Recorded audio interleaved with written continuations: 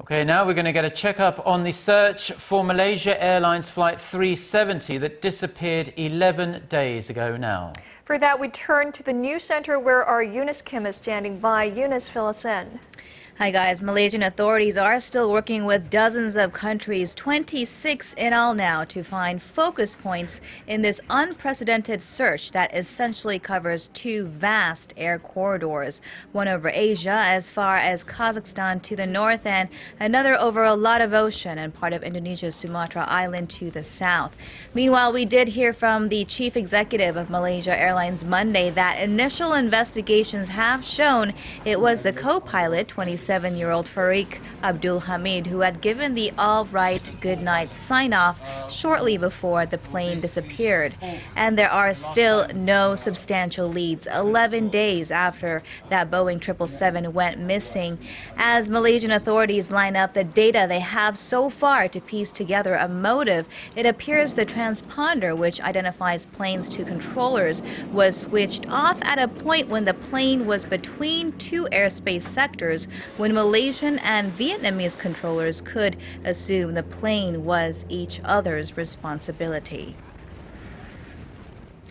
Let's turn to some other news now. We turn to Washington, where U.S. President Barack Obama called on Palestinian leader Mahmoud Abbas to take risks for peace, echoing a sentiment expressed to Israeli Prime Minister Benjamin Netanyahu 2 weeks earlier. The comments come as a U.S. framework for peace talks appears to have hit a roadblock over the issue of Palestine's recognition of Israel as a Jewish state. Netanyahu has required it. Abbas has refused it. During Monday's talks in the Oval Office, Abbas indirectly addressed the sticking point, noting through a translator that Palestinians recognized the state of Israel in 1993. He also said Israel needs to release a fourth batch of Palestinian prisoners by March 29th under a previous agreement to show its commitment to achieve peace. The U.S. framework for peace faces an April deadline, and with little tangible progress made, it is up for an extension.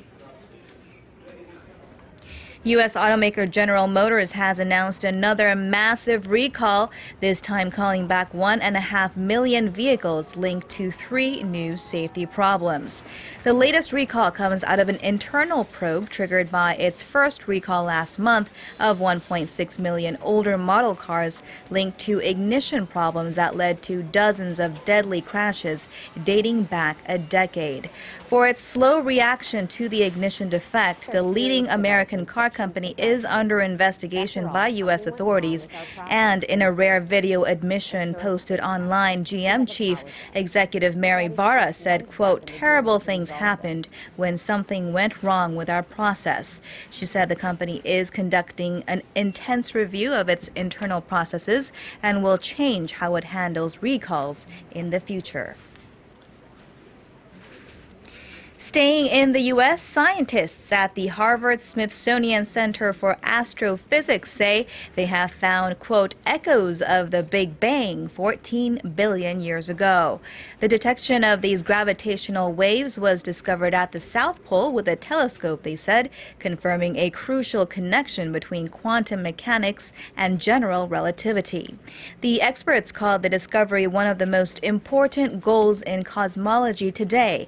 The gravitational waves were spotted by targeting the telescope to a specific area of the sky outside the galaxy known as the Southern Hole, where small fluctuations gave researchers new clues about conditions in the early universe.